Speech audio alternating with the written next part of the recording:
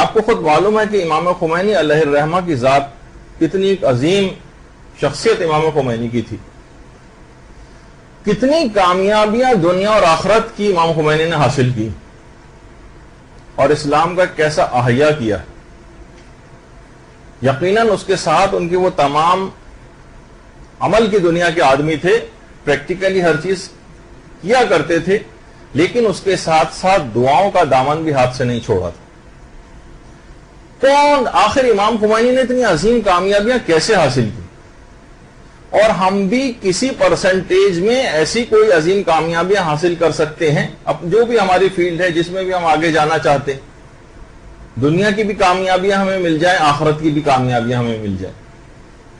تو جس وقت امام خمینی علیہ الرحمہ کی عمر فقط 30 سال تھی، 30 سال، بالکل جوان تھے، اس وقت امام خمینی جیسے کہ دیگر علماء کا بھی ایک طریقہ کار ہوتا ہے، دیگر علماء کا بھی ایک طریقہ کار ہوتا ہے کہ اپنے سے جو بزرگ علماء ہوتے ہیں ان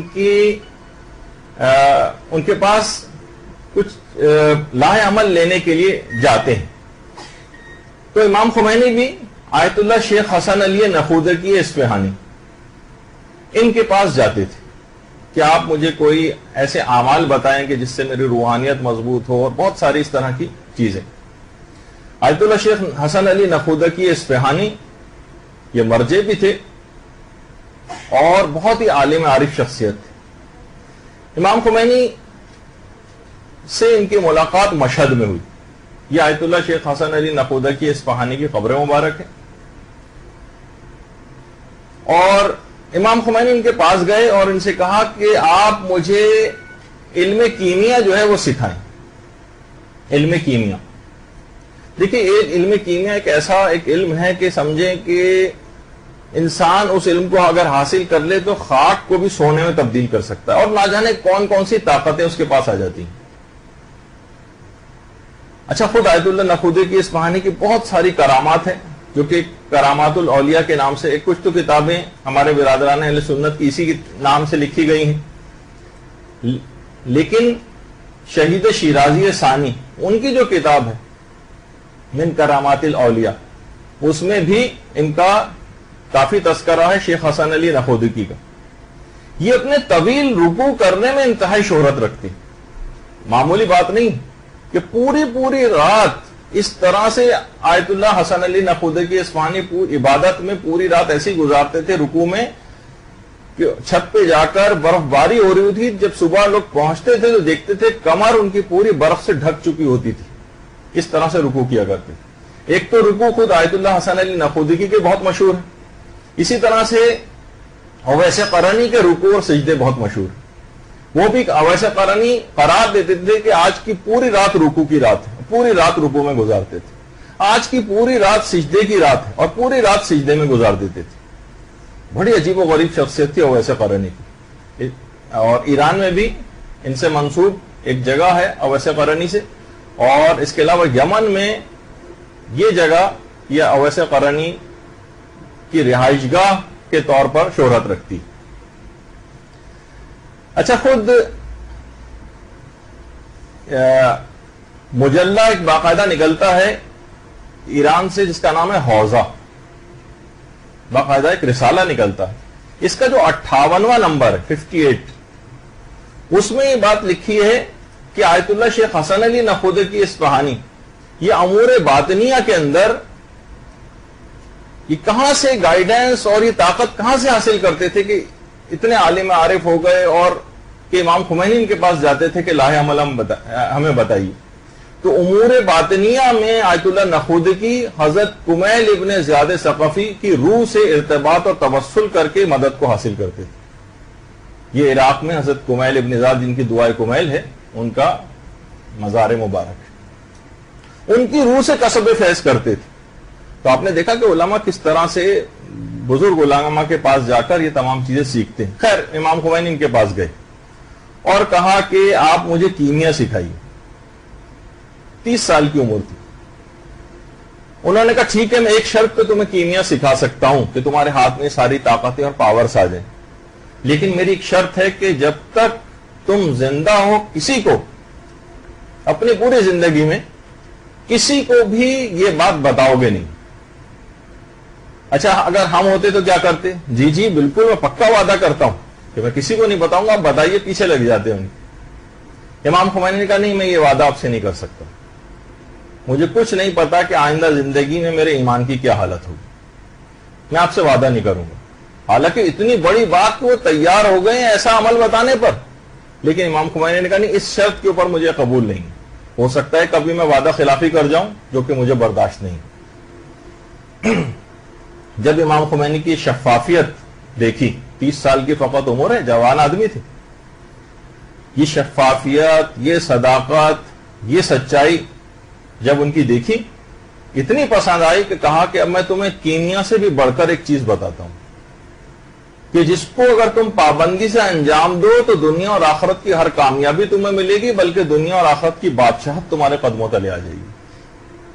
اور اس کے بعد انہوں نے, آیت اللہ نخودکی اصفہانی نے باقاعدہ ایک عمل صرف جو کہ 5 مرحلوں کے اوپر مشتمل ہے, بہت ہی چھوٹا, جس میں سے 3 آپ روزانہ کرتی ہیں, لیکن آپ کو ان کا ادراک نہیں تھا اس سے پہلے کہ یہ کتنی خصوصیت کی حامل یہ چیزیں. یہ آیت اللہ نخودکی کے پوتے ہیں, ہاشمی خراسانی, پوتے یا نواسے, یہ آج کل زندہ بھی ہیں, یعنی وہی شیخ حسن علی نخودکی اصفہانی, یعنی علماء کی ایک باقاعدہ ایک سلسلہ ہوتا ہے ان کی نسلوں میں کہ علم دین جاری و ساری رہتا ہے.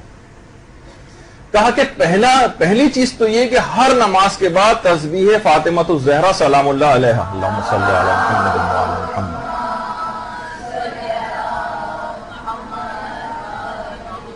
اس پر تم مداومت کرو. کتنے اس تسبیح کے اندر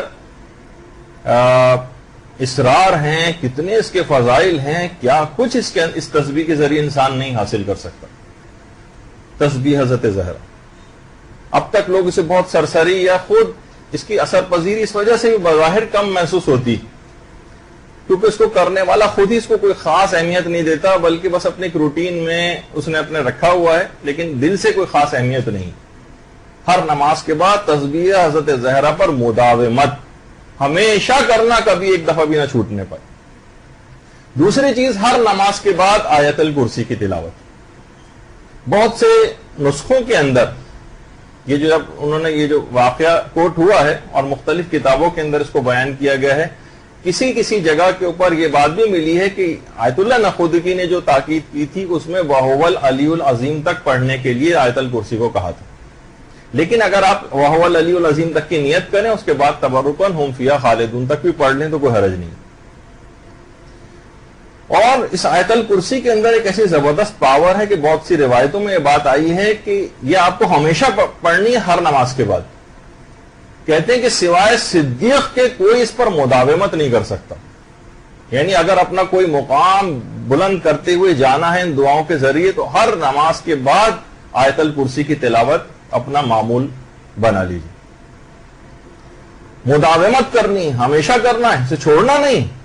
اور صدیق جس کا بہت زیادہ مقام اور مرتبہ روایات کے اندر بیان ہوا کہ اتنے صدیق کا ثواب ملے گا, خود سوچئے کہ وہ صدیق خود انسان بن سکتا ہے اگر اس کی مداومت کر لے. روایت میں ہے کہ سوائے صدیق کے کوئی آیت الکرسی کو نماز کے بعد ہمیشہ نہیں پڑھ سکتا, تو اس کے ذریعے بھی اس مقام کو حاصل کر سکتے ہیں.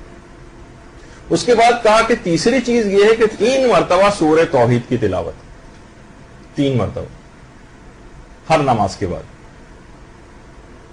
اور اس کے بعد ہے 3 مرتبہ درود پڑھنا, اللہم صلی علی محمد وعلی محمد وعلی. تو 3 مرتبہ درود پڑھنے کے بعد, اس کے بعد 3 مرتبہ سورہ طلاق کی دوسری آیت کا آخری جز اور تیسری آیت مکمل. دوسری آیت سورہ طلاق کی دوسری آیت کا آخری جز, دوسری آیت بڑی ہے لیکن آخری جز وَمَن يَتَّقِ اللَّهَ يَجْعَل لَّهُ مَخْرَجًا سے شروع ہوتی, وَيَرْزُقْهُ مِنْ حَيْثُ لَا يَحْتَسِبُ وَمَن يَتَوَكَّلْ عَلَى اللَّهِ فَهُوَ حَسْبُهُ إِنَّ اللَّهَ بَالِغُ أَمْرِهِ قَدْ جَعَلَ اللَّهُ لِكُلِّ شَيْءٍ قَدْرًا. اچھا ایک بات اور ابھی میں بتا دوں کہ ابھی آگے بھی بہت سارے اعمال اور کچھ دعائیں اور اذکار آئیں گے آپ لوگوں کو لکھنے کی کوئی ضرورت نہیں, اس کو ہم نے پہلے ہی سے ایک صفحے کے اوپر وہ تمام دعائیں پرنٹ کروا کے یہاں پہ رکھوا دی ہیں. ہر شخص خاتون جو ہے جاتے ہوئے نیچے سے کاؤنٹر سے وہ لیتی ہوئی چلی جائے, تو آپ کو لکھنے کی ضرورت نہیں. ویسے تو بتا بھی دیا کہ سورہ طلاق کی دوسری آیت کا آخری جز اور تیسری آیت مکمل, یہ جو ہے یہ چوتھی چیز انہوں نے بتائی. اور یہ کچھ بھی نہیں, آپ کو 2-4 دفعہ پڑھیں گی تو زبانی یاد بھی ہو جائے گی, ورنہ اپنی جائے نماز کے اندر باقاعدہ وہ پیپر بھی آپ رکھ لیجئے گا